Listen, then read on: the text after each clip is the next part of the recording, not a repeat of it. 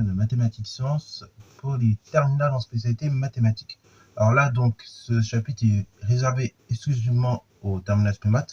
Donc, on va aborder le dernier chapitre qui est prévu pour le bac, tout simplement, à savoir la géométrie en espace partie 2. Alors, en particulier, donc, on va parler de produit scalaire et d'orthogonalité en 3 dimensions.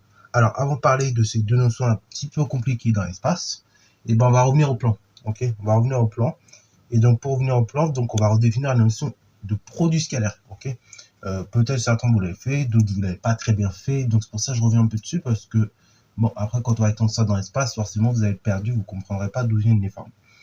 Alors, normalement, pour ceux qui ont fait le chapitre, donc produit scalaire dans l'espace, dans le plan, et vous avez vu qu'il y a 5 formules de calcul. En fait, vous avez vu qu'un produit scalaire, tout d'abord, c'est un réel. Ok, c'est la première chose que vous devez avoir en tête. Un produit scalaire, même si on a l'impression qu'il y a 2 vecteurs, et en effet, il y a 2 vecteurs ou 3 par exemple qui sont mêlés entre eux, et en fait, c'est un réel. Ok, ça c'est une première chose que vous devez avoir en tête, c'est un réel. Et donc, ce réel, on peut l'obtenir via différents calculs. Ok, alors tout d'abord, on peut le définir par un angle. Ok, alors du coup, le produit scalaire de U par V, qu'on note U.V comme ceci, on va définir de la façon suivante. Donc, ça va être norme du vecteur U fois norme du vecteur V fois cosinus de l'angle géométrique entre les vecteurs U et V. Alors, plus précisément, si je vais être précis, en fait, c'est cosinus de l'angle orienté entre les vecteurs U et V. Ok, c'est-à-dire que grand maximum, on fera du cosinus de 180 et pas plus. Parce que c'est un angle orienté, donc on va s'arranger pour qu'on ait des mesures compris entre 0 et 180. Ok, alors du coup, concrètement, sur une figure, si vous voulez voir ça, vous prenez un vecteur U. Voilà, comme ça, par exemple. Vous prenez un vecteur V, par exemple comme ceci, voilà, que je vous trace à droite. Et donc quand vous avez calculé le produit de scalaire de ces deux vecteurs-là, de U par V, et vous allez d'abord prendre la norme de U, fois la norme de V, et vous allez multiplier par le cosinus de l'angle entre les vecteurs U et V. Ok, donc le cosinus de cet angle-là, qu'on s'entend bien, que je vais noter ici alpha, qui est égal donc à l'angle orienté, donc UV, qu'on note comme ça. Voilà. Bon. Donc ça, c'est la première définition, hein, vous avez vu en première, pour définir un produit scalaire. Alors du coup, forcément, comme on a du cosinus, on va devoir faire intervenir les règles de trigonométrie. Donc petit rappel, le produit scalaire, si l'angle entre vos deux vecteurs, l'angle tout simplement entre les vecteurs UV, il est compris entre 0 et 90 degrés, dans ce cas, le cosinus c'est positif, et comme une norme c'est toujours positif, c'est une longueur, par conséquent, le produit scalaire est positif. Si en revanche, donc, vous avez un angle qui est plus grand que 90 degrés, et le produit scalaire de U par V, il sera négatif, parce que là, on aura un cosinus qui est négatif, et on va multiplier par deux nombres qui sont positifs. Ok? Et puis, si, bien évidemment, l'angle vaut 90 degrés, on en reparlera, mais donc, le produit scalaire des deux vecteurs de U par V, il vaut 0. Parce que tout simplement, on aura cosinus de 90, et cosinus de 90 qui vaut aussi pi sur 2, ça vaut tout simplement 0, ok? Oui, parce que 90 degrés, très vite, vous allez voir, on va l'écrire en radian. Et pour ceux qui font spé physique, je pense que vous êtes à l'aise avec les radians maintenant. Ou ceux qui font maths expert, c'est pareil, vous êtes à l'aise. 90 degrés, c'est pi sur 2 radians. Et donc, cosinus de pi sur 2, c'est 0 degré. Enfin, c'est 0 tout simplement. Donc, le produit scalaire, par conséquent, vaut 0. Donc, voilà. Ça, prenez bien en compte ces remarques-là. Je vais noter quand même. Une petite remarque.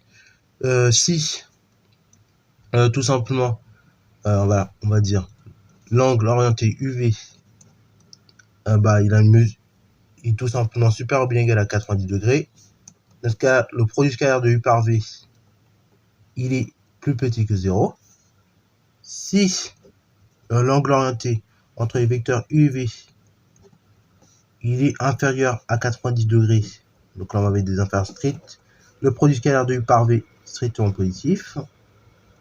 Et si, donc, l'angle orienté entre les vecteurs U et V, donc il vaut 90 degrés, dans ce cas, le produit scalaire de U par V, il vaut tout simplement la chose suivante, donc il vaut 0. Ok. Alors là, pareil, je vous ai fait les trois cas de figure. Alors on peut avoir le cas où justement on a un angle plat, ou le cas où au contraire on a un angle nul entre les deux vecteurs. Bon, là, je vais pas trop développer parce qu'on va voir ça justement dans une autre partie de cette vidéo. Mais donc, dans le cas où vous avez un angle de 0 ou 180 degrés, c'est une formule qu'on peut utiliser en fait. Alors, donc ça, c'est une première définition. Deuxième définition du produit scalaire, on peut la définir tout simplement avec le projeté orthogonal. Donc le projeté orthogonal, peut-être certains vous connaissez, d'autres vous connaissez pas très bien, on va faire un petit rappel dessus. Alors projeté orthogonal, c'est-à-dire quoi? C'est-à-dire que, là je vais vous faire la figure avant de vous énoncer la formule, parce que sinon vous n'allez pas comprendre grand-chose. On va prendre un vecteur, donc là je vais prendre des lettres, comme ça c'est plus simple. Si je prends un vecteur AB, comme ceci, et un vecteur AC, comme je vais vous le tracer là. Voilà, comme ça.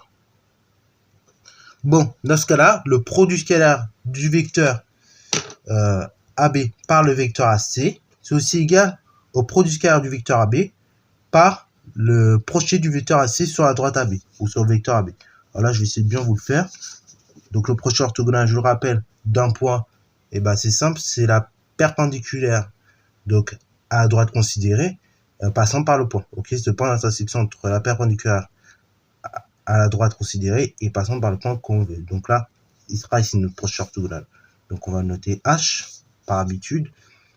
Et donc, dans ce cas de figure, avec le projeté orthogonal, on peut calculer le produit scalaire qui sera égal à la chose suivante. Donc au lieu de calculer le produit scalaire de U par V, donc de AB par AC, on peut aussi très bien dire que c'est le projeté orthogonal, c'est le produit scalaire suivant, c'est AB par AH, ok, avec H projeté orthogonal justement de C sur le droite AB. Donc ainsi, on va dire la chose suivante. On va dire que AB scalaire, donc AC, c'est égal à quoi? C'est AB scalaire à H. Et donc c'est quoi? C'est longueur AB fois longueur AH fois cosinus, là l'angle entre AB et H il vaut 0, donc fois cosinus 0. Donc c'est directement AB fois H. Parce que là pareil, rappelez-vous du cours de trigo de l'année dernière, si vous faites cosinus de 0, automatiquement vous trouvez 1. Donc du coup ça ne change rien, vous multipliez par 1, ça fait AB fois H. Donc ça, c'est dans le cas où tout simplement, en fait, pour faire ça, vous avez des vecteurs AB et AC qui sont orientés dans le même sens, ok, donc là vers la droite en l'occurrence. Dans le cas où les deux vecteurs sont de sens contraire, je pense que vous avez déduit la formule, donc avec le projeté orthogonal, ça se déduit assez facilement de façon logique, et pour le démontrer, on peut le démontrer via la trigo, ce que je ne vais pas refaire ici, parce que je crois l'avoir fait en première, j'ai un vague souvenir de ça, mais bon, vous pourrez revoir la vidéo première aussi que j'ai fait à ce sujet-là. Donc là, ce coup-ci, si je vais le produit scalaire de AB par AC, toujours à l'aide de la méthode du projeté orthogonal, je projette le point C sur la droite AB, ok, que je trace, et donc on va pouvoir faire le calcul beaucoup plus simplement. Donc ainsi, là on a le point H, et donc on peut dire de façon plus simple, donc là vous constatez que les vecteurs AB et H ils sont de sens contraire, donc du coup AB scalaire AC, on va pouvoir l'écrire comme tout simplement AB scalaire H. Comme AB et H ils sont collinéaires de sens contraire, et du coup ce sera moins longueur AB fois longueur H. Oui, alors pourquoi, d'où que ça vient cette formule là? C'est lié au projeté orthogonal, et aussi parce que AB et AH ils sont collinéaires de même sens. AB et AH collinéaires de même sens, vous multipliez tout simplement les deux longueurs. AB et AH de sens contraire, vous multipliez les deux longueurs et vous mettez un moins devant. Parce que le cosinus de 180 degrés c'est moins 1. Ok, donc soit vous le retrouvez comme ça, ou soit vous dites par collinéarité de même sens ou de sens contraire. Donc là, il faut bien préciser par contre comment vous faites. Ok.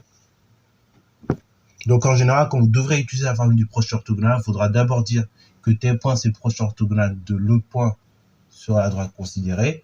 Ensuite, vous dites que les deux vecteurs ils sont collinéaires de même sens. Dans ce cas, vous avez cette formule de façon directe. Ou soit vous dites que tout simplement, vous avez deux vecteurs collinéaires mais de sens contraire, et donc vous pouvez directement passer à cette formule. Ok, voilà. Donc les deux cas de figure. Ensuite, donc la formule avec les longueurs, que vous n'aimez pas trop, je sais. Pour ça, je les place en troisième. Par exemple, si on veut calculer le produit scalaire suivant, donc U par V, et qu'on a que les normes. Bon, c'est simple, c'est 1/2 fois la norme de U au carré plus norme de V au carré moins norme de U moins V, le tout au carré. Ok. Alors ça, c'est très pratique à utiliser, par exemple, quand on est dans certains problèmes géométriques. Alors, donc, je vais vous montrer rapidement. Donc, si vous avez ces trois éléments-là, norme de U, norme de V, norme de U moins V, donc les normes de ces trois vecteurs, vous appliquez cette formule-là. Sinon, je vous montre la seconde formule. Donc, je la ferai sur cette figure-là, comme ça, ça va prendre trop de place. Si je vais produit scalaire de U par V, bah, c'est simple, c'est 1/2. Donc, cette fois-ci, une norme de U plus B, le tout au carré, moins norme de U carré, moins norme de V carré. Ok, et donc ça, c'est la deuxième formule. Pareil, à bien connaître et à savoir manipuler. Donc ça peut être pratique, par exemple, si on connaît la norme du vecteur U plus V, ok, et donc on a la norme des deux autres, U et V, là, ça peut être pratique d'utiliser cette formule-là. Ça, bah, ça dépendra vraiment du contexte de l'exercice, ok. Alors, dernier cas, c'est avec un repère orthonormé. Ça, c'est la formule que vous préférez bien, parce qu'elle n'est pas compliquée à mémoriser. C'est que si je prends U de coordonnées x, y, V de coordonnées x', y', ok, donc ça c'est dans un plan en 2 dimensions. Après on verra ce que ça donne dans un plan à 3 dimensions. Et bah, produit scalaire de U par V, c'est la chose suivante, c'est x', ok, la somme, enfin le produit des deux abscisses, plus le produit des deux ordonnées, donc plus y, y'.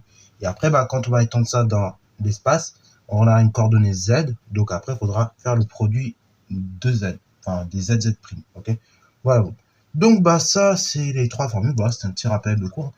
Donc après, bah, pour réappliquer les formules tranquillement, je verrai si je vous fais des petites vidéos de base, comme on a fait l'année dernière, ou si je vous mets directement les vidéos dans la playlist. Donc soyez au taquet pour suivre le reste. Donc ça, je mettrai les vidéos de l'année dernière dans la playlist de terminale. Je mettrai espace partie 2. Ou soit, bah, je vous referai les vidéos. Ok. Donc en tout cas, j'espère que t'as plu cette vidéo. Si c'est le cas, n'hésite pas à liker, commenter et bonne à toi en mathématiques et en sciences.